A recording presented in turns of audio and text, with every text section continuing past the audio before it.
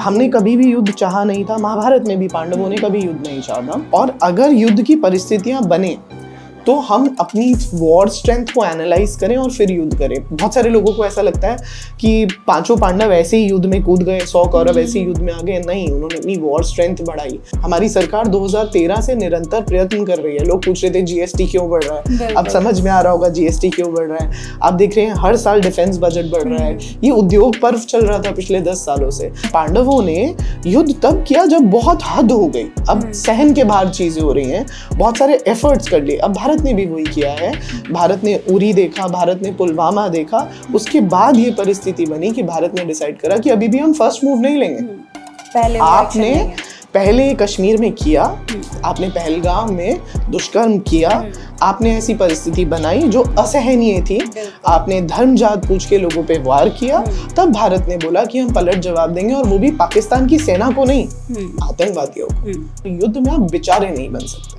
आप ये नहीं बोल सकते कि आप ऐसा कैसे कर सकते हैं। हमने हर तरीके से आपको न्यूट्रलाइज करने की कोशिश की है। आज से लगभग 1-1.5-2 साल पहले हमने गाजा की सिचुएशन देखी थी कि कैसे मिसाइल अटैक्स हो रहे थे और कैसे उन्हें कैंसिल किया। आज हम भारत में ये देख पा रहे हैं। बहुत कम लोग ये जानते हैं, हमारे शास्त्र में ये सिखाया जाता है कि आर्ट ऑफ डेथ क्या है। ऐसा कहा जाता है हमारे शास्त्रों में, हम पूरा जीवन जीते हैं सिर्फ आखिरी पल के लिए। इन सब में दिमाग का एक कोना तो यूएस प्रेसिडेंट से बात कर रहा होगा, लेकिन दिमाग का एक कोना जो है वो एलओसी पर होगा, दिमाग का दूसरा कोना गुजरात के बॉर्डर पर होगा। जब वो देश के लिए गया तो उसे पता नहीं इस बेटी का मुख दोबारा देखने को मिलेगा नहीं मिलेगा, और वो बेटी उससे आखिरी बारी मिली नहीं, वो सो रही थी, 7 महीने की बच्ची है। हाँ जी, महाभारत में बिल्कुल मीडिया थी, आज जैसी प्रोफेशनल और कमर्शियल मीडिया नहीं थी। द्रौपदी एक ऐसी महिला जिसने जीवन में बहुत सहा है, हर पग पे सहा है। हाँ, वो एक बालक ही था और वो योद्धा बन के वीर गति को प्राप्त हो गया।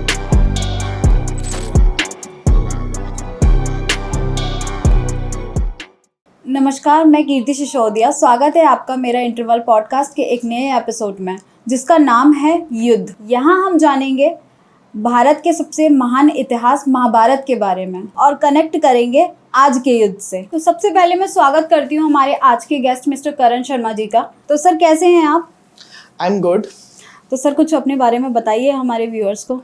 ओके, सो बेसिक तो मैं आपको सबसे पहले ये बताता हूँ कि मेरा नाम करण शर्मा है and I am a spiritual content creator. मैं स्पिरिचुअलिटी के अराउंड कंटेंट क्रिएट करता हूँ और कोशिश करता हूँ कि यंग जनरेशन तक हम महाभारत, रामायण और बाकी सारी बातें पहुँचा सके जो जनरली यंग जनरेशन को पता नहीं है, या शायद उनके पास इतना टाइम भी नहीं है कि वो इतना पढ़े। जी बिल्कुल सर। तो हम अब शुरू करते हैं कुछ सवालों के साथ। डेफिनेटली सर, मेरा जो सबसे पहले आपसे सवाल है वो ये है कि आजकल की जो जनरेशन है वो महाभारत को क्यों नहीं सुनना चाहती है? देखो, इसमें बड़ा मिक्स आंसर है। महाभारत वो सुनना तो चाहते हैं लेकिन वो पढ़ना नहीं चाहते। और पढ़ना क्यों नहीं चाहते? वो इसीलिए बिकॉज उसमें मेहनत है। आप देखो, इतना एफर्ट है, it is not an easy work. किसी भी काम को करना आसान तो है नहीं, और महाभारत जैसा काम है जिसमें रेगुलर रीडिंग चाहिए, आपको खूब सारा पढ़ना है, अध्ययन करना है, अध्ययन would be the right word, और उस अध्ययन के लिए आपको तपस्या करनी है।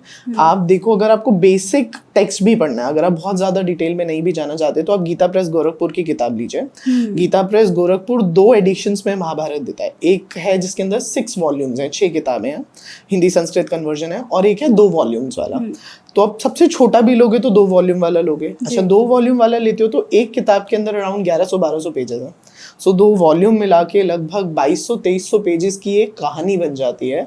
और इतनी कहानी लंबी पढ़ने का मेरे ख्याल से आज की डेट में इतने व्यस्त हैं सब कि प्रैक्टिकली उतना टाइम भी नहीं हो पाता। अब मेरा तो एक तरीके से काम है उनका अध्ययन करना, तो मैं उनको डिटेल में पढ़ता हूँ, but not everybody have time. Corporate world में काम कर रहे हैं आजकल के बच्चे, तो सुबह जा रहे हैं जॉब पे, गुरुग्राम से वापस आ रहे हैं दिल्ली, दिल्ली से गुरुग्राम जा रहे हैं, देन कमिंग बैक। दिन भर में एक्सरसाइज करने का टाइम ही नहीं, महाभारत पढ़ने का कहाँ से टाइम होगा? पढ़ना चाहते हैं लेकिन पढ़ पा नहीं रहे हैं।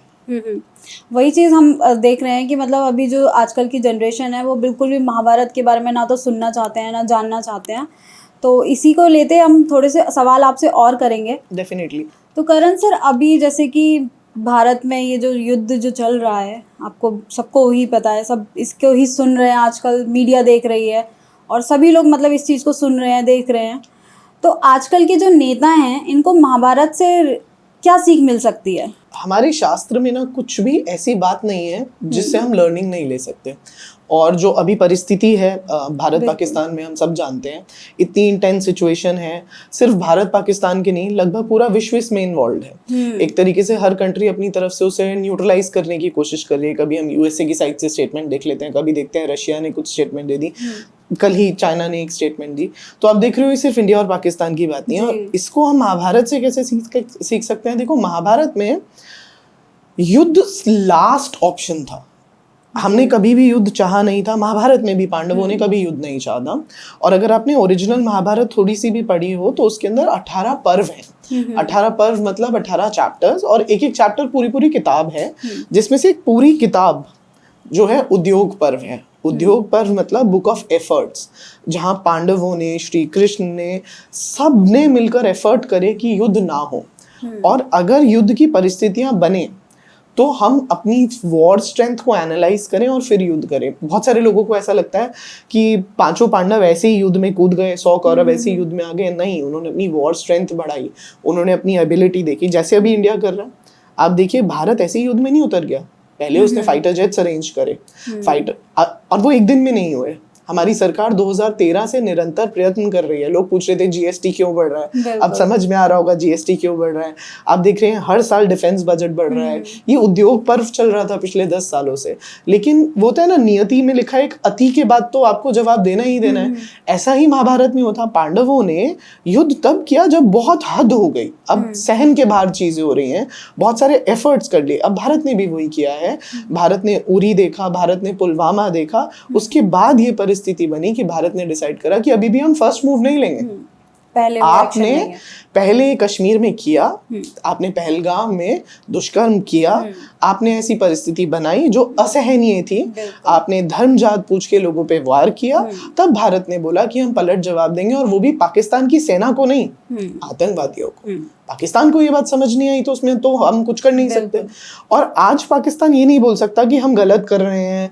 हमने एफर्ट किया, निरंतर किया, पिछले 10 सालों में किया। 10 साल के आप और लंबा टाइम पीरियड ले सकते हैं, लेकिन 10 सालों में तो इस यंग जनरेशन ने भी देखा कि हमने कितना एफर्ट लिया।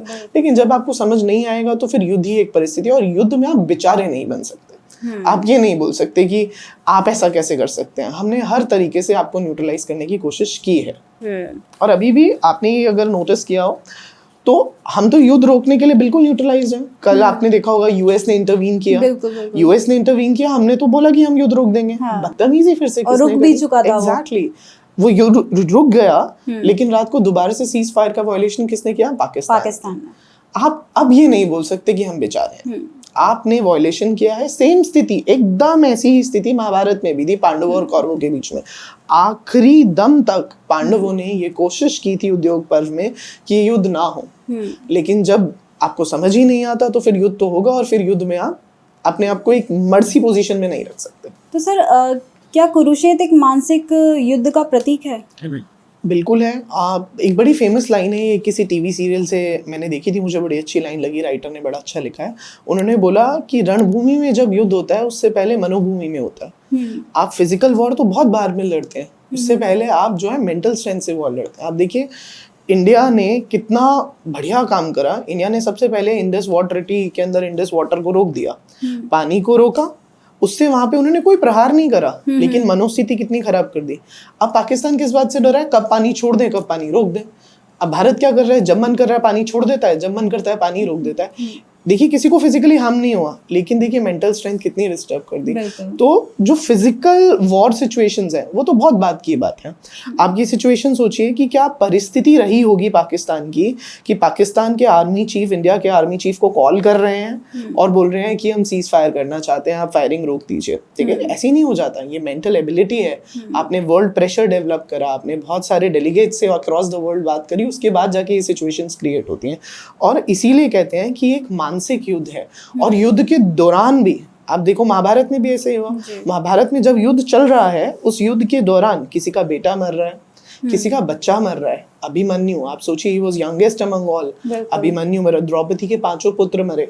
ठीक है, उस सिचुएशन में जो फिजिकल लॉस हुआ वो तो अलग हुआ, लेकिन उसके साथ हमारी जो मनोस्थिति खराब हुई होगी। आज आपका पुत्र युद्ध में वीर गति को प्राप्त हो गया, अगले दिन आपको उसी शौर्य से युद्ध को लड़ना है। It is not easy. War कायरों का काम नहीं है। पाकिस्तान को ये समझना चाहिए, वॉर के लिए आपको एबिलिटी चाहिए, स्ट्रेंथ चाहिए, and you need to wake up with good mental abilities and good physical abilities. अच्छे फाइटर जेट लेने से थोड़ी हम वॉर में स्ट्रेंथ डेवलप करेंगे। ये भारतीय सेना का शौर्य है जिसकी वजह से हम वॉर में डट कर खड़े हैं। मैं अभी एक कैप्टन का पॉडकास्ट सुन रहा था, वो फीमेल कैप्टन है, उन्होंने बताया कि जब वॉर स्थिति चल रही थी कारगिल के अंदर तो वो 6 महीने से गर्भवती थी। यानी कि उस वॉर स्थिति में वो 6 महीने का अपने गर्भ में बच्चा लेकर कारगिल के वॉर के प्लेस पे रखी है। ये शौर्य कहाँ से लाओगे आप? बिल्कुल। हमारी आर्मी से बड़ी आर्मी हो सकती है, हमारी आर्मी से बेहतर आर्मी हो सकती है, वॉर एयरक्राफ्ट आपके पास ज्यादा बेहतर हो सकते हैं, लेकिन जो जज्बा है वो भारतीय सेना से बढ़कर किसी का नहीं है। And we are absolutely proud of our Indian जल थल वायु सेना, चाहे वो जल में हो, चाहे वायु में हो, चाहे वो थल पे हो। We are absolutely proud of it. तो सर एक युद्ध था जो कि पहले हुआ था, महाभारत। एक युद्ध ये है हिंदुस्तान और पाकिस्तान का चल रहा है।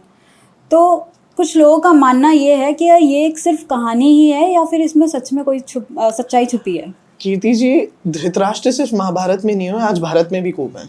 धृतराष्ट्र की खास बात कि वो नेत्रों से अंधे थे, और आज भी बहुत सारे लोग हैं जो नेत्रों से अंधे हैं। आज भी आपको ऐसे लोग मिल जाएंगे जिनका कहना है कि कोई युद्ध जैसी परिस्थिति नहीं है। हाँ, बिल्कुल, जिनको कोई फर्क ही नहीं पड़ता कि देश में क्या स्थिति चल रही है। आज से लगभग 1-1.5-2 साल पहले हमने गाजा की सिचुएशन देखी थी कि कैसे मिसाइल अटैक्स हो रहे थे और कैसे उन्हें कैंसिल किया। आज हम भारत में ये देख पा रहे हैं, भारत में हम देख रहे हैं कैसे हमारे अमृतसर के ऊपर जो है अटैक किए जा रहे हैं, कैसे हमारी भारतीय सेना किस शौर्य से आगे बढ़कर उन अटैक्स को कैंसिल कर रही है। और ये हमेशा से तब भी था, ये आज भी है। काल्पनिक ये तब भी नहीं था, काल्पनिक ये आज भी नहीं है।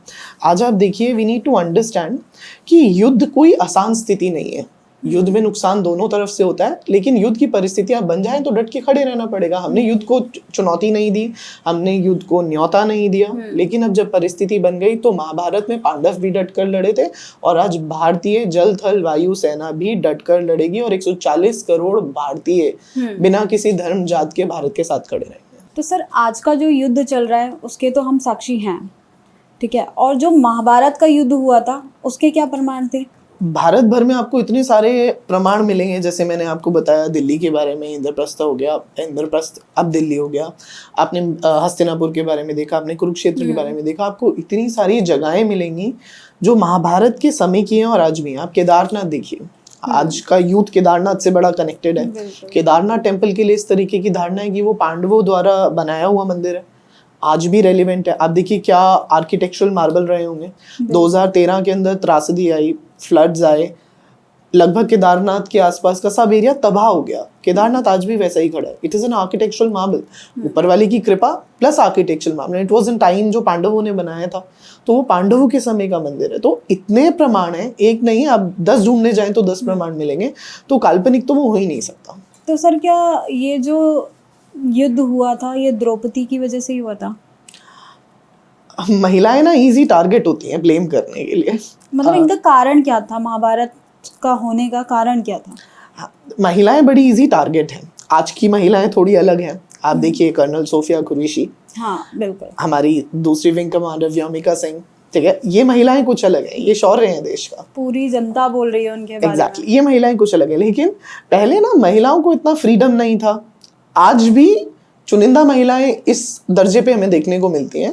140 करोड़ की जनसंख्या में बहुत ज़्यादा महिलाएं हमें स्टेचर की नहीं दिखती हैं, बट हमें इन्हें आइडलाइज करना चाहिए। और ऐसा ही महाभारत के अंदर क्या था, women were an easy victims, उनको ब्लेम करना बड़ा आसान है। जबकि द्रौपदी का इस युद्ध से कुछ खास लेना देना था नहीं। मैं तो हमेशा ही बात बोलता हूँ, द्रौपदी एक समृद्ध और संपन्न परिवार से आती है। राजा द्रुपद की बेटी हैं ये, और राजा द्रुपद एक ऐसे राजा हैं जिन्होंने महाभारत के युद्ध में बहुत ज़्यादा कंट्रीब्यूशन दिया है, मतलब बहुत ज़्यादा।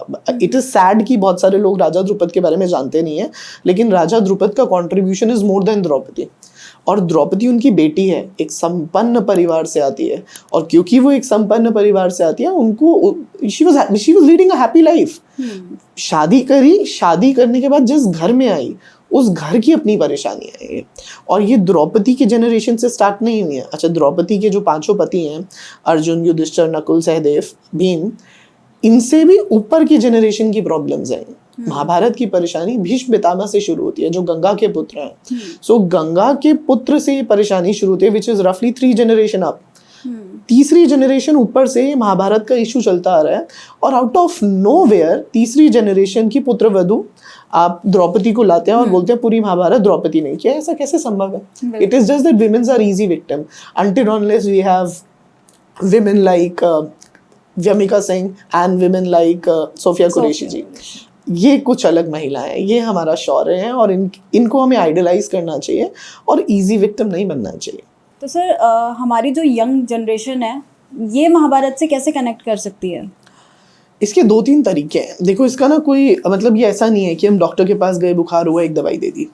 इसमें बड़ा हमें सोचना पड़ता है कि जो भी इंसान इसको पढ़ना चाहता है उसके पास समय कितना है, उसकी क्या प्राथमिकता है, क्या वो टाइम दे सकता है या नहीं दे सकता। बिकॉज देखिए, महाभारत में टाइम तो लगेगा ही ना। जैसे मैंने पॉडकास्ट की स्टार्टिंग में बताया, 2200-2300 पन्नों की कम से कम बात है, तो समय तो लगेगा। हर एक के पास इतना समय नहीं है, और हम जिद्दी नहीं है कि हमें अपना कल्चर थोपना है सब पे। हम ये चाहते हैं सब अपने समय के हिसाब से इन चीज़ों को सीखें। तो क्या कर सकते हैं? अगर आपके पास समय थोड़ा कम है, मान लीजिए आप किसी कॉर्पोरेट जॉब में हैं, आप दिल्ली से गुरुग्राम जाते हैं, आपको 1 घंटा जाने में 1 घंटा आने में लगता है। अगर आप किताब पढ़ सकते हैं तो बहुत अच्छी बात है। अगर आप किताब नहीं पढ़ सकते तो आप मेट्रो में जाते हो, अपनी गाड़ी में जाते हो, कम से कम कुछ अच्छे पॉडकास्ट देख सकते हो, जिन पॉडकास्ट से आपको अच्छी नॉलेज मिल जाए, राइट ऑथेंटिक नॉलेज मिले। ठीक है, अच्छा ये नहीं बोल रहा मेरा ही पॉडकास्ट देखो, कितने सारे पॉडकास्ट हैं, कितने सारे लोग हैं जो अच्छा बोल रहे हैं, आप उनके पॉडकास्ट सुनो अगर आपके पास समय कम है। अगर आपके पास समय है थोड़ा और, तो आप ओरिजिनल सोर्स की किताबें खरीदो। क्या ना करो, आप फिक्शन किताबें मत पढ़ो। बाजार में इतनी सारी किताबें हैं जो द्रौपदी को हीरोइन बनाती हैं, जो कर्ण के बारे में बहुत ही पॉजिटिव बातें लिखती हैं। यंग लोग क्या करते हैं, ये किताबें इजी टू कैरी हैं। 200 पन्नों की किताब होती है। 200 पन्नों की किताब में अगर आप अच्छा रीड करते हो तो आपको बहुत ज़्यादा समय नहीं लगता। 200 पन्नों की किताब होती है, साइज भी इजी टू कैरी होता है, तो कन्वीनियंस में लोग इन किताबों को पढ़ते हैं। अब जब वो इन किताबों को पढ़ते हैं तो गलत इन्फॉर्मेशन को लेते हैं अपने पास। वो द्रौपदी को हीरोइन समझने लगते हैं। उन्हें लगता है द्रौपदी घर से निकलती है शायद बालों में कर्लिंग कराकर मतलब इस तरीके का विचार है लोगों का द्रौपदी को लेकर। आज 90% यंग गर्ल से अगर आप बात करो तो वो बोलेंगे मैं द्रौपदी को आइडलाइज करती हूँ, मैं द्रौपदी जैसा बनना चाहती हूँ। ये कोई सेंस की बातें नहीं है। अगर आप व्यास रचित ओरिजिनल महाभारत पढ़ेंगे, which is difficult to read, जिसे आप मेट्रो में ले जाके पढ़ नहीं सकते क्योंकि वो मोटी किताब है, बड़ी किताब है, पढ़ नहीं सकते तो सुन तो लीजिए। एग्जैक्टली। तो आप फिक्शन बुक्स ना पढ़िए, आप पॉडकास्ट सुनिए अच्छे, आप ओरिजिनल किताबें पढ़िए, और मोस्ट इम्पॉर्टेंटली अपने घर में दादी, नानी, दादाजी, जो भी बड़े जिन तक ये ज्ञान अभी है, उनके साथ बैठिए, उनसे कहानियां सुनिए। आप इतना तो कर ही सकते हैं ना। आप रूल बनाइए, जब भी आप अपनी दादी नानी से मिलने जाएंगे, आप उनसे बोलिए कि आप एक कहानी मुझे जरूर सुनाओ। और मैं गारंटी दे रहा हूँ, आपकी दादी आध्यात्मिक हो ना हो, नानी आध्यात्मिक हो ना हो, उनके पास महाभारत की 2-5 कहानी हमेशा हो। बिल्कुल। तो ये 3 चीजें करिए, किताबें पढ़िए, बड़े बुजुर्गों के साथ बैठ के उनसे कहानियां सुनिए, और अच्छे पॉडकास्ट सुनिए। ये यंग जनरेशन कर सकती है। समय ज्यादा दे सकते हो, मेरी तरह अध्ययन करिए। कुछ लोगों का तो ये मानना है कि महाभारत सुनने से क्या ही फ़ायदा है। अभी जैसे युद्ध चल रहा है, लोग अपनी भागदौड़ी में लगे हुए हैं, महाभारत सुनेंगे, युद्ध सुनेंगे, तो क्या ही उनको क्या फ़र्क पड़ता है? आप देखो, ये ना बड़ा और रेलिवेंट क्वेश्चन है, मतलब very good question I must say. आप देखो, एक फील्ड है और उस फील्ड में हमने 8 घोड़े यूं ही छोड़ दिए। अब 8 घोड़े डिस्ट्रक्शन करेंगे, कोई घास खाएगा, कोई सामान पे चढ़ जाएगा, कोई इधर भागेगा, कोई उधर भागेगा। लेकिन उन्हीं 8 घोड़ों को इकट्ठा करा हमने और रथ के साथ बांध दिया, तो वे एक सुयोजित तरीके से रथ को चलाएंगे। जो रथ बड़े प्रोडक्टिव काम कर सकता है, वो श्री कृष्ण का रथ भी हो सकता है, अर्जुन का रथ भी हो सकता है। आप देखो, 8 अलग अलग एनर्जीज कितना डिस्ट्रक्शन कर रही हैं, और डिस्ट्रक्शन नहीं भी कर रही तो टाइम वेस्ट कर रही हैं। ऐसे ही हमारा जो कल्चर है, चाहे वो महाभारत है, चाहे वो रामायण है, वो रथ है, और हम वो बिन लगाम के घोड़े हैं। तो अगर हम अपने कल्चर को जानते नहीं हैं तो हम क्या करेंगे, डिस्ट्रक्टिव एनर्जी है। आप देखो, आज की डेट में टेररिस्ट, कितने सारे टेररिस्ट हैं जिनको पकड़ते हैं तो उन्हें कोई रिग्रेट नहीं है उन्होंने क्या किया, बल्कि वो ये तो अपने जो है वो वर्शिपिंग के नाम पे कर रहे हैं। उन्हें लग रहा है कि उन्होंने एक बहुत महान काम किया है, और उन्हें कोई रिग्रेट नहीं है। क्यों? क्योंकि वो कल्चर से कनेक्टेड नहीं है। अपने कल्चर से कनेक्ट होना बहुत जरूरी है। आप देखो ब्रिटिशर्स जब इंडिया आए तो इकोनॉमी डाउन, वॉर, ये सब तो बाद में किया, पहले उन्होंने यहाँ के गुरुकुल खराब करे। तो कल्चर जब जिस जगह का खराब हो जाता है, एक सरल सा एग्जांपल देखो, एक कांच का ग्लास है, आप ऊपर से लीजिए नीचे छोड़ दीजिए, टूट जाएगा। लेकिन कल्चर का इफेक्ट इतना इमीडिएट नहीं है। आपने ग्लास छोड़ा, टूटा, 30 सेकंड में टूट गया। लेकिन कल्चर का जो इफेक्ट है ना, वो 200-300 साल देखने को मिलता है। तो वो जो गुरुकुल उन्होंने आज से 150 साल पहले खराब करे, उसका इफेक्ट हमें आज भी देखने को मिल रहा है। कि अगर हमें बच्चे को, आप देखिए अभी जो पहलगाम में हुआ, उन्होंने लोगों से पूछा हमें कलमा सुनाइए, ठीक है, आप हिंदू बच्चे को रोकिए, वो शायद आपको जटाटवी गलत जोला नहीं सुना पाएगा। ये आना चाहिए था उसे। आप देखो एक भी हिंदू ने वहां पे झूठ नहीं बोला, उन्होंने सामने से बढ़कर बोला हम हिंदू, भले छाती पे गोली खानी पड़ी, ठीक है। ये प्राइड है हमारा, और इस प्राइड में हमें छोटे छोटे बच्चों को सिखाना पड़ेगा कि शिव जी का मतलब सिर्फ शिव जी की प्यार भरी स्तुति नहीं है, वो शिव तांडव स्तोत्र भी है, जटाटवी गलत जोल प्रवाह पावितस्थले, ये हमें सिखाना है उन्हें। और जब तक वो सीखेंगे नहीं इस कल्चर को, तो वो कहीं ना कहीं भयभीत हो जाएंगे। श्री कृष्ण की बात करें तो श्री कृष्ण सुमधुर बांसुरी बजाते हैं। आपने सुना है कि वो राधा जी के प्रेम में है, क्या बांसुरी बजाते हैं। लेकिन जब जरूरत आन पड़ी तो उन्होंने सुदर्शन चक्र अपने हाथ में लिया, और सुदर्शन चक्र लेकर उन्होंने वैसा ही काम किया, विच इज वेरी रेलिवेंट। ये हमें समझने की जरूरत है।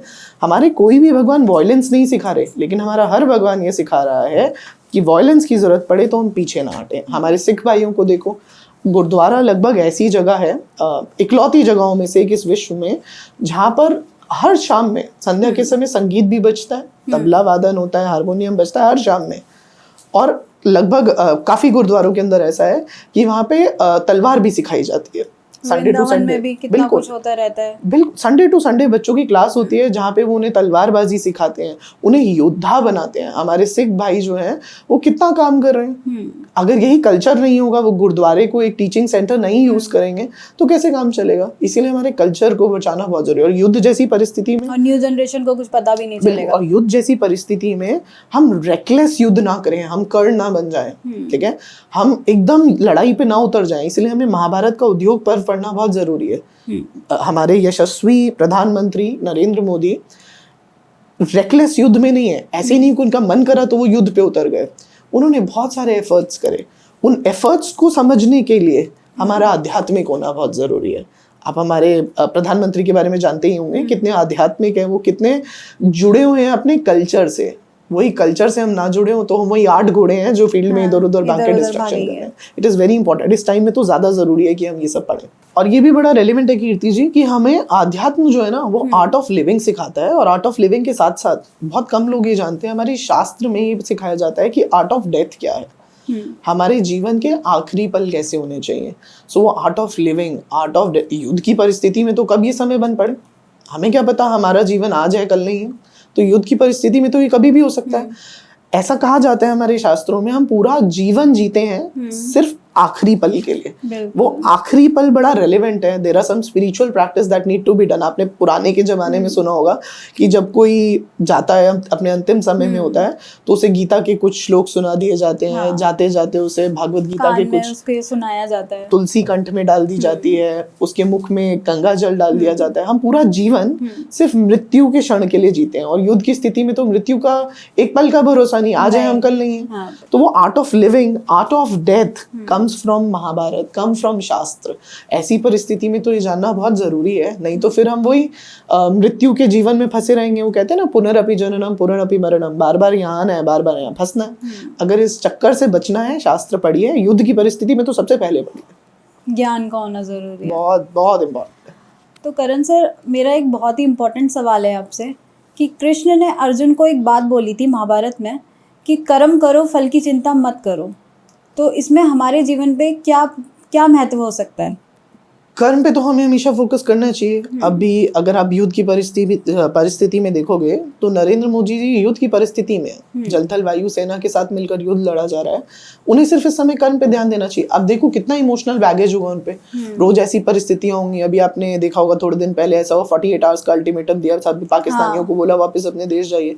उसमें कुछ ऐसी परिस्थितियां बन पड़ी कि कुछ महिलाओं के बच्चे यहाँ हैं, उन्हें वहां जाना पड़ रहा है, किन्हीं के पति वहां हैं, वो यहाँ रह गई हैं, जो भी परिस्थिति खड़े हुए हैं। अच्छा, क्या ये इमोशनल अपील नहीं है? आप सोचिए प्रधानमंत्री के पास कितनी अपील्स पहुंची होंगी, कितना बैकलैश पहुंचा होगा। अच्छा, इन सब के बाद ही स्ट्रिक्ट विद द डिसीजन कि जो करना पड़ेगा टेररिस्ट को खत्म करने के लिए वो हम करेंगे, ठीक है।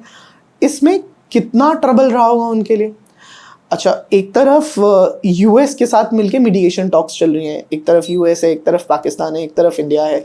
पूरी रात भर अकॉर्डिंग टू यूएस ये बातचीत चली, जिसके बाद थोड़ी सहज चीज़ें करने की कोशिश हुई। लेकिन आप ये देखो कि इन सब में दिमाग का एक कोना तो यूएस प्रेसिडेंट से बात कर रहा होगा, लेकिन दिमाग का एक कोना जो है वो एलओसी पर होगा, दिमाग का दूसरा कोना गुजरात के बॉर्डर पर होगा, तीसरा कोना ये सोच रहा होगा कि नक्सलाइट्स कहीं प्रॉब्लम तो नहीं क्रिएट कर रहे। अब ऐसे के अंदर अगर दिमाग पे और बोझा डाल लो, फल की भी इच्छा करो, अभी सोचो ये करूँ तो अगली बारी वोटिंग मिल जाए, ये करूँ तो वो हो जाए, तो ये तो और प्रॉब्लम है ना। सो कृष्ण जी चाहते हैं आपका ब्रेन एकदम सॉर्टेड ब्रेन हो and you should focus on one thing at a time. जब कर्म की बात कर रहे हो तो सिर्फ कर्म की बात करो, फल की इच्छा मत करो। अच्छा कर्म करोगे तो अच्छा ही रिजल्ट आएगा। वो एक कहानी भी है ना कि अगर आम काटोगे तो मीठा ही फल आएगा और अगर नीम का पत्ता खाओगे तो कड़वा ही होगा। ऐसा तो हो नहीं सकता कि नीम का पत्ता खाया और फल स्वरूप आम का रस आने लग जाए, ऐसा नहीं है। तो कर्म के टाइम सिर्फ कर्म पे फोकस करो, लंबी चौड़ी कहानी पे फोकस मत करो। अपने माइंड को रिलैक्स रखो। व्यूअर्स के लिए इस बात पे एक और लाइन आप बोल दीजिए कि मतलब क्या करना चाहिए उनको। They must focus on one thing at a time. हमारे शास्त्र हमेशा ये बात बोलते हैं, आप प्रेजेंट में रहिए। आप प्रेजेंट, ना तो आगे का आपको चिंता होना चाहिए, ना ही पीछे का आपका कोई सोच विचार होना चाहिए। कुछ नहीं होगा, आप कुछ नहीं करते, आपको लगता है आपने बहुत कुछ कर दिया, करने वाले कराने वाले सब भगवान हैं। थोड़ा रिलैक्स रहिए, कर्म करिए, फल जो आएगा अच्छा ही आएगा। और अगर बुरा भी आता है तो वो लॉन्ग रन में आपके लिए अच्छा ही होगा। तो कहीं ना कहीं वो और यही श्री कृष्ण अर्जुन को सिखा, एक्चुअली श्री कृष्ण अर्जुन को नहीं सिखा रहे थे, वो हम सबको सिखा रहे थे। अर्जुन को तो वो साइलेंटली भी सिखा सकते थे। आप देखिए अर्जुन को श्री कृष्ण ने टीचिंग कहाँ दी? रणभूमि के एकदम सेंटर में। अच्छा, अगर सिर्फ अर्जुन को सिखाना होता तो महल में बिठा के भी समझा सकते थे। अर्जुन को वो बचपन से जानते थे, तो वो तो किसी भी परिस्थिति में उसको सिखा सकते थे। युद्ध से पहले भी सिखा सकते थे। वो कहते हैं ना, right moment, right time, right people. और अर्जुन के सहारे, ये सिर्फ अर्जुन की परेशानी नहीं है, आपकी और हमारे जीवन की भी परेशानी है। तो श्री कृष्ण जी हमें भी वो मैनुअल दे रहे थे। जो द्वंद्व अर्जुन में था वो आज हमारे यशस्वी प्रधानमंत्री नरेंद्र मोदी के अंदर भी होगा। अर्जुन भी रणभूमि में अपनों के सामने था। आज भी हमारे प्रधानमंत्री जो हैं वो भारत के 140 करोड़ लोगों को देख रहे हैं और फिर युद्ध लड़ रहे हैं। तो ये अर्जुन जैसी ही स्थिति है आज भी। तो ऐसी स्थिति में शास्त्र का जानना जरूरी है, आपको अपने कल्चर के बारे में पता होना जरूरी है। और ये कल्चर ये है कि महाभारत ने किसी भी देश पर आज तक पहले आक्रमण नहीं किया। अभी भी नहीं किया हमने। ये आक्रमण तो वहीं से हुआ, ठीक है। जब वहां से हुआ तो हमने रिस्पॉन्ड बैक किया, वो भी एक लंबे उद्योग पर्व के बाद। तो सर, दुर्योधन का गुस्सा क्या उसकी सबसे बड़ी कमजोरी थी, और आपको क्या लगता है कि पाकिस्तान की क्या कमजोरी हो सकती है? बिल्कुल, पाकिस्तान पे तो अभी हम थोड़ी सी देर में आते हैं। पहले बात करते हैं दुर्योधन की। आप दुर्योधन और अर्जुन में फर्क समझिए। अर्जुन के जीवन में, अच्छा किसी भी पुरुष के जीवन में शायद सबसे अपमानजनक स्थिति ये होगी कि उसकी महिला का चीरहरण हो रहा है, सभा में हो रहा है, वो वहीं उपस्थित है और वो कुछ कर नहीं पा रहा है। ऐसी स्थिति में मेरे ख्याल से तो क्रोध से हर इंसान भर जाएगा, चाहे उसमें उस क्रोध को सामना करने की शक्ति हो या ना हो। अर्जुन में शायद समर्थ भी थी, लेकिन अर्जुन को लगा कि अगर मैं इस समय युद्ध करता हूँ, बिल्कुल सभा में युद्ध करता हूँ, तो वो बेवकूफ़ी होगी, क्योंकि ना तो मेरे पास शस्त्र हैं ना पैसा है। मैं कौरवों की सभा में बैठा हूँ, तो वहां बैठ के आप विजडम देखिए, गुस्से से वो भरा पड़ा है, ठीक है, लेकिन वो प्रहार नहीं कर रहा। वो टाइम लेता है, 12 साल जंगल में रहता है, फिर 1 साल का अज्ञातवास करता है। उन 12-13 सालों के अंदर युद्ध संधियां करता है, बहुत सारा बल इकट्ठा करता है, तपस्या करता है, जिससे उसे बहुत सारे अस्त्र शस्त्र मिलते हैं, बहुत सारे डेलीगेशंस करता है, जैसा हमारा भारत सरकार कर रही है पिछले 10-12 सालों से। मोदी जी का पहला टर्म देखिए, 2013 में जो पहला टर्म आया, लोगों का कहना था ये तो पूरा टाइम घूमते ही रहते हैं, ये तो कभी इस कंट्री जा रहे हैं तो कभी उस कंट्री, ये घूम नहीं रहे हैं, ये डेलीगेशन तैयार करते हैं। आज जब भारत के साथ डट कर देश खड़े हैं तो किसी तो उद्योग पर्व का नतीजा है ना, तो ऐसे ही थोड़ी हो गया। दुर्योधन जैसी स्थिति पाकिस्तान की है। अब दुर्योधन जैसी स्थिति क्यों है? आप देखिए, दुर्योधन क्या करता है, वो सोचता नहीं है उसे क्या करना है, उसे गुस्सा आता है तो वो अनियंत्रण में गुस्से का रिस्पॉन्ड करता है। उसे खुद पे कुछ नहीं पता, उसे कुछ आइडिया नहीं है कि उसे क्या करना है, कैपेबिलिटी हो या ना हो लड़ पड़ो, सोच और समझ कुछ नहीं है, बस जो करना है वो कर दो। बिल्कुल। और एक बहुत अच्छा दोस्त था जिसके दम पर वो बहुत ज्यादा हवा में रहता था, जो कर्ण था। पाकिस्तान की सेम स्थिति है, पाकिस्तान का बहुत अच्छा दोस्त है China. It is on the China shoulder he is fighting the war. अब पाकिस्तान की स्थिति देखिए तो पैसा नहीं है, बलूचिस्तान की परेशानी अलग चल रही है। आज हमारी आर्मी इतना खर्च कर, युद्ध चलाना आसान काम नहीं है, युद्ध चलाने में खर्चा लगता है। हमारी सेना वो खर्चा उठा रही है, पाकिस्तान की सेना के पास पैसा नहीं है वो खर्चा उठाने का, तो वो अपने दोस्त के दम पर है, और वो दोस्त का कंधा है चाइना का। सेम दुर्योधन और कर्ण जैसी हालत है। और महाभारत के अंत में दोनों का क्या नतीजा हुआ ये आप जानते हैं, इसके अंत में भी इन दोनों का क्या नतीजा होगा ये हम जानते हैं। उसके लिए हम कुछ कहेंगे नहीं, समय बताएगा। तो सर, महाभारत की युद्ध का और अभी जो युद्ध चल रहा है उसका क्या नतीजा हो सकता है, और मतलब इससे क्या लर्निंग मिल सकती है? किसी भी युद्ध का अंत सिर्फ शोक, ग्लानि और पीड़ा है। मतलब हम हर तरीके से युद्ध के अंत में कोई नहीं जीतता, कोई नहीं हारता, सब जीतते हैं, सब हार जाते हैं। ऐसा ही महाभारत में भी हुआ था। आप महाभारत की कहानी देखो तो कौरवों की तरफ से कोई नहीं बचा, सिर्फ 8 लोग बचे थे। इवन पांडवों की साइड से भी कुछ खास लोग बचे नहीं। आप देखिए, आपकी अगली पूरी जनरेशन खत्म हो गई। अर्जुन के बच्चे अभिमन्यु का युद्ध में वध हुआ, द्रौपदी के 5 पुत्र युद्ध में मारे गए, भीम का बेटा घटोत्कच मारा, मतलब पूरी नेक्स्ट जनरेशन खत्म हो गई। आज शायद पांडवों ने युद्ध तो जीत लिया, लेकिन आप सोचो असल में क्या युद्ध जीता? तो युद्ध का कोई परिणाम नहीं निकलता, युद्ध से सिर्फ नुकसान होता है। लेकिन युद्ध एक जरूरत भी है। अगर हम युद्ध को कंट्रोल ना करते तो दुर्योधन के जो दुष्कर्म है वो तो बढ़ते ही चले जाते। आज की स्थिति भी लगभग ऐसी है। हमने तो कभी भी युद्ध को चुना नहीं, लेकिन अगर हम युद्ध को ना रोकते तो पहले पुलवामा हुआ, फिर उरी हुआ, उससे पहले चले जाइए ताज अटैक्स हुए। आप कितना मतलब अगर आप नहीं रोकोगे तो ये बढ़ेगा, तो कहीं ना कहीं तो युद्ध होना ही है। लेकिन युद्ध का कभी भी कुछ परिणाम नहीं निकलता, नुकसान सबका होता है। लेकिन ये नुकसान, जैसे कि अभी जो भी मतलब ये हमारे हरियाणा में जो बिल्कुल उनका अभी हुआ है, आप देखिए आसान नहीं है एक माँ के लिए अपने पुत्र को जंग में भेजना, ये जानकर कि शायद ये उसके साथ आखिरी मुलाकात होगी। मैं एक सोल्जर की वीडियो देख रहा था, उसकी शायद मेरे हिसाब से 7-8 बरस की 7-8 महीने की बेटी रही होगी, जिस बेटी को माथे पे चूम कर घर की दहलीज लांग कर देश के लिए गया। जब वो देश के लिए गया तो उसे पता नहीं इस बेटी का मुख दोबारा देखने को मिलेगा नहीं मिलेगा, और वो बेटी उससे आखिरी बारी मिली नहीं, वो सो रही थी, 7 महीने की बच्ची है। इस शौर्य के साथ आगे बढ़ना, और अगर ऐसा ना हो कभी कि वो वापस ना आ पाए तो क्या परिस्थिति घर के लिए बनती है। तो इसमें किसी का फायदा नहीं होता। लेकिन भारत माता के ये जवान क्यों बढ़कर आगे जाते हैं? क्योंकि धर्म की विजय होनी चाहिए, अधर्म का नाश होना चाहिए। और एक पॉइंट ऑफ टाइम पे कुछ लोगों की कुर्बानी 140 करोड़ लोगों के लिए एक सहायता बनती है। आज आप घर पे बैठ के इंस्टाग्राम चला रहे हो, जिसपे आप स्टेटस लगा रहे हो, जिसपे आप रील्स डाल रहे हो, क्यों डाल पा रहे हो? क्योंकि आपके हिस्से की गोली खाने के लिए एक जवान सेना का खड़ा हुआ है वहां पर।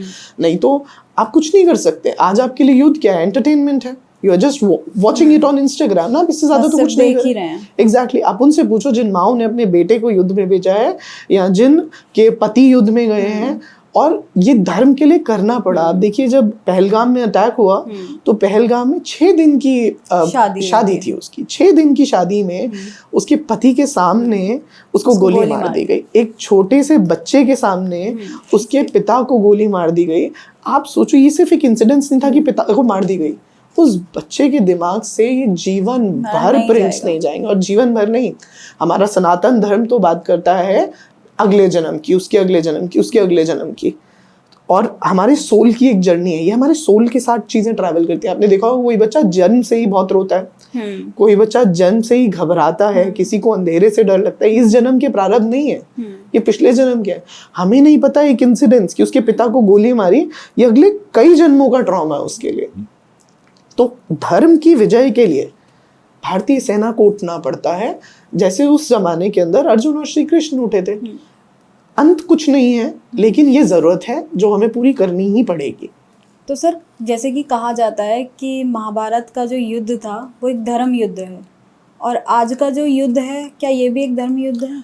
इसमें धर्म के दो मतलब हो सकते हैं। एक तो धर्म हो गया राइटनेसनेस, मतलब कि क्या सही है और क्या गलत है। देखिए सही और गलत की पहचान तो हम हमें कोई सिखाए ना सिखाए, हमारे अंतर मन को जरूर पता होता है।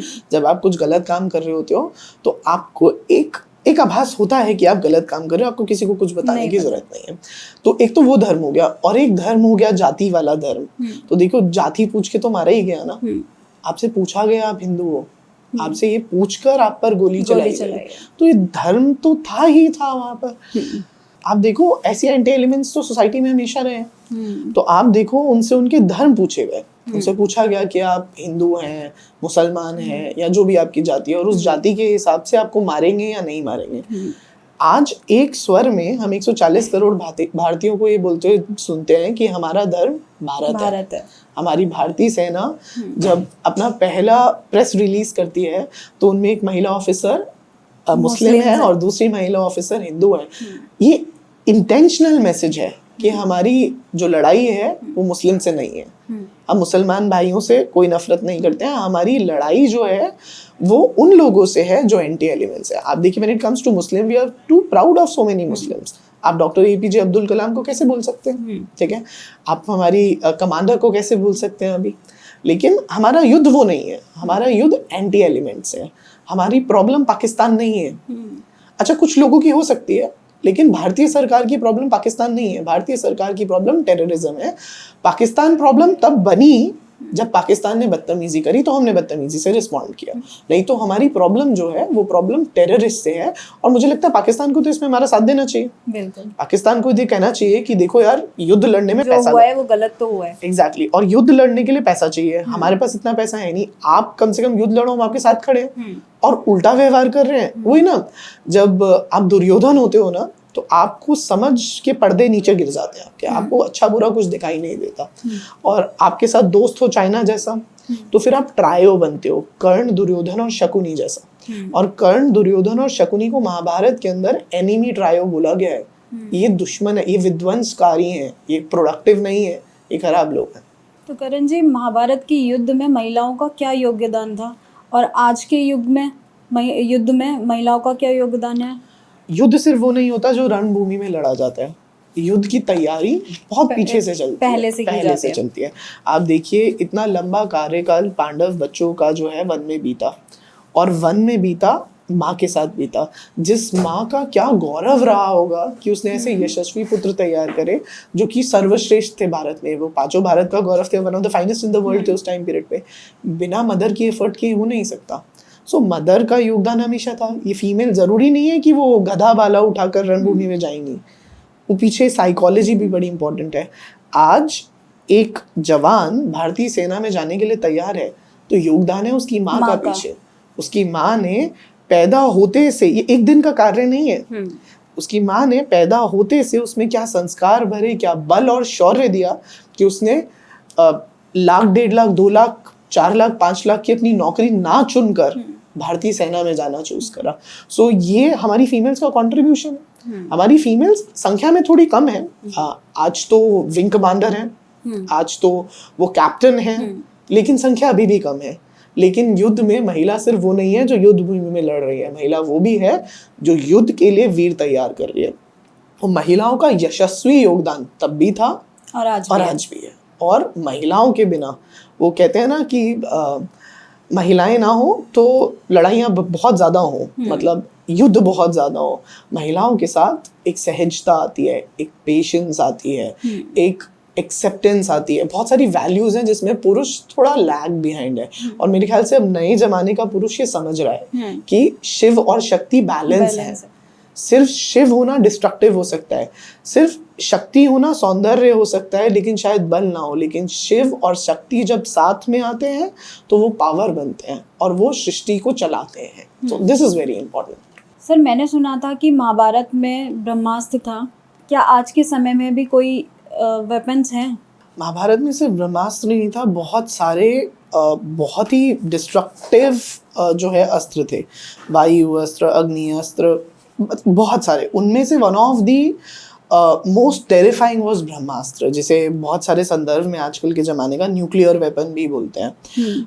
महाभारत के अंत में जब युद्ध के बाद अश्वत्थामा को कुछ नहीं दिखा, उसे लगा कि अब तो हम हार भी गए हैं, अब परिस्थिति का कोई भी कोना हमारे वश में है नहीं, तो अश्वत्थामा ने ब्रह्मास्त्र चलाया। जो ब्रह्मास्त्र वॉज डिस्ट्रक्टिव, वो उसने वहां पे सब, मतलब लगभग आजकल के ज़माने में आप बोल सकते हो न्यूक्लियर वेपन जैसा, ऐसा ही nuclear weapon equipped nation India भी है और न्यूक्लियर इक्विप्ड नेशन यूएसए भी है और पाकिस्तान भी है।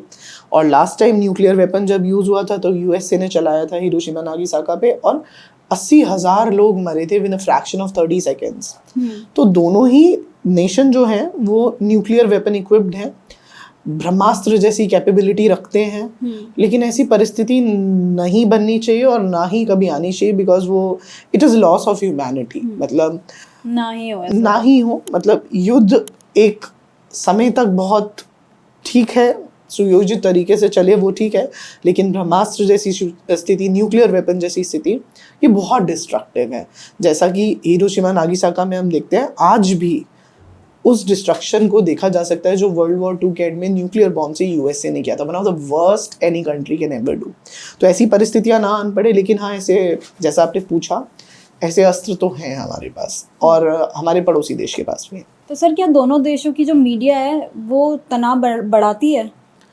लगभग हाँ। आप देखिए, पड़ोसी मुल्क के बारे में तो मैं जानता नहीं हूँ ज़्यादा, क्योंकि वहाँ का मीडिया यहाँ बैंड भी है, फिर भी यहाँ वहाँ थोड़ी बहुत वीडियोस आती रहती हैं। लेकिन अपनी ही मीडिया को अगर हम देखें तो मीडिया बहुत बेहतरीन काम करती है, लेकिन वो डर का माहौल भी बनाती है। आप देखो, टीवी चैनल चलाओ, पीछे हूटर्स बज रहे हैं, सायरन्स बज रहे हैं, एक घबराहट का माहौल बनता है और वो घबराहट सुनने में भी लगता है। एग्जैक्टली। तो अभी कुछ मीडिया हाउसेस ने ठीक कर दिया है कि एटलीस्ट वो एक काम तरीके से न्यूज़ बता रहे हैं, चीखते चिल्लाते, एकदम घबराने का माहौल। घर में अगर आपके बुजुर्ग हैं वो देखे तो वैसे ही घबरा जाए।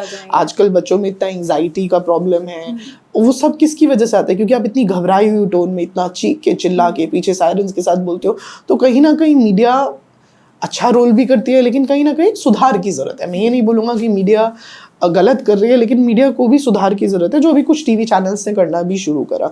लेकिन हम हर चीज़ के लिए मीडिया को ब्लेम नहीं कर सकते। कुछ रोल आपका और मेरा भी है कि गलत वीडियोस हम सर्कुलेट ना करें। कुछ भी वीडियोस आने से, अभी पीछे देखिए, पूरा भ्रम फैल गया कि भारत ने जो है कराची पोर्ट डिस्ट्रॉय कर दिया, और जबकि वो बिल्कुल फॉल्स वीडियो थी और अधिकांश लोगों ने अपने इंस्टाग्राम पे उसे स्टोरी पे लगाया था। हम हर चीज़ के लिए मीडिया को नहीं ब्लेम करेंगे।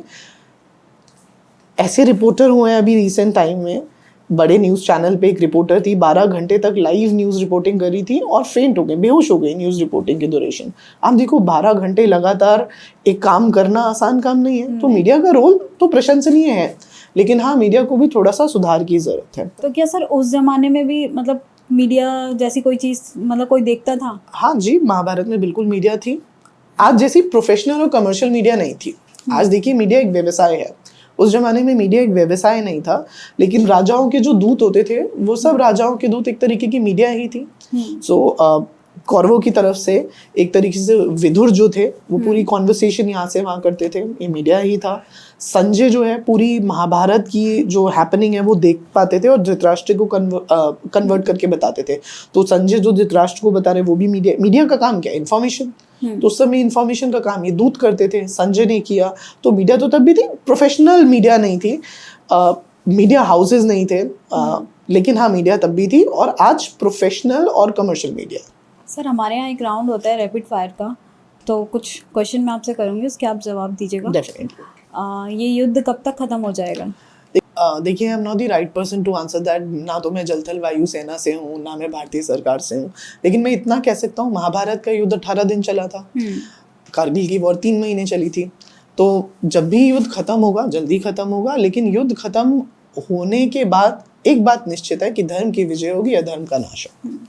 Final words for Karna, one of the part of the enemy triode, destructive good ability person, जिसमें ताकत है, शौर्य है, लेकिन वो पॉजिटिव नहीं है, नेगेटिव है। Arjun, one of the best of that time, लेकिन not one of the best, definitely the best, लेकिन उससे भी ऊपर एक कैरेक्टर जो अर्जुन में है वो है, he is a good listener. वो श्री कृष्ण की बात आंख बंद करके सुनता है, और नॉट बिकॉज वो भगवान है। भगवान तो वो दुर्योधन के लिए भी थे या कर्ण के लिए भी थे, लेकिन उन्हें सुनी नहीं। तो Arjun is a good listener, a warrior who is a good listener. Kunti, Kunti एक ऐसी माँ जिसने आजकल के ज़माने के हिसाब से सैक्रिफाइस के लिए भारत माता के लिए 9 जवान पुत्र का जन्म दिया। 5 बच्चे ऐसे जिनकी तैयारी ऐसी रही उनकी माँ के अंदर, जो मर मिटने के लिए तैयार थे अपने देश के गौरव के लिए। तो उस जमाने की सोल्जर मदर थी Kunti. Bhim is definitely a powerful guy, war strength जिसमें बहुत ज़्यादा है, अतुलित बल, ठीक है, इतना बल है उसके अंदर कि कई बारी वो अपनी वॉर स्ट्रेंथ को खुद मैनेज नहीं कर पाते, लेकिन इतनी पावर, मतलब अयोध्या। द्रौपदी एक ऐसी महिला जिसने जीवन में बहुत सहा है, हर पग पे सहा है, from molestation to almost disagreements at every stage, और एक अच्छे संपन्न परिवार से आने के बाद भी वैवाहिक जीवन के अंदर सिर्फ एक तरीके से कठिनाइयाँ। तो सहन शक्ति जो है हमें द्रौपदी से सीखनी चाहिए। अभिमन्यु एक बालक योद्धा, एक बालक जिसे बहुत सारे 6-7 योद्धाओं ने मिलकर मार डाला, कूटनीति से मारा। तो एक बालक, हाँ वो एक बालक ही था और वो योद्धा बन के वीर गति को प्राप्त हो गया। तो sir final words for Narendra Modi. Balanced person, जिनको वॉर के टाइम पर बहुत पीसफुली काम करना आता है, और वो वॉर के टाइम पे सिर्फ ये नहीं सोचते कि सेना लड़ रही है, वो ये भी सोचते हैं कि कैसे ऑपरेशन का नाम सिंदूर रखा जाए। वो ये भी सोचते हैं कैसे प्रेस कॉन्फ्रेंस के लिए एक मुस्लिम महिला को भेजा जाए, एक हिंदू महिला को भेजा जाए। और आप देखिए, ऐसा किसी के साथ ना हो, लेकिन हर एक के घर में कभी कभी ऐसी परिस्थिति आन पड़ती है कि कोई चला जाता है। तो जब चला जाता है तो हमें 2-5 दिन लगते हैं उस परिस्थिति से अपने आप को संभालने के लिए, कम से कम। आप देखिए ऐसी ही वॉर सिचुएशन है, और उस वॉर सिचुएशन में इतना एंगल पे सोचना, तो ही इज डेफिनेटली वन जो बहुत पेशेंट, काम और गहरे तरीके से सोचते हैं। Amit Shah, strategist who is very good with making strategies. Rajnath Singh, definitely a man of action, जैसा उनको निर्देश दिया जाता है उस निर्देश के हिसाब से वो अपने देश का गौरव है। Ajit Doval, definitely a mastermind, एक ऐसे मास्टरमाइंड जो शायद फ्रंट एंड पे कभी नहीं रहे, लेकिन बैक एंड पे उन्होंने कोई कसर नहीं छोड़ी देश की सिक्योरिटी को पार एक्सीलेंस पे रखने के लिए। Thank you so much Karan sir, आपने महाभारत के युद्ध के बारे में और इस युद्ध के बारे में कनेक्ट करके आपने हमारे व्यूअर्स को बहुत सारी बातें बताई, इसके लिए बहुत बहुत धन्यवाद सर। आगे भी ऐसे मिलते रहेंगे हमारे न्यू एपिसोड्स में। अगर आपको हमारा पॉडकास्ट अच्छा लगा हो तो इसे लाइक करें, सब्सक्राइब करें, शेयर करें। Thank you so much.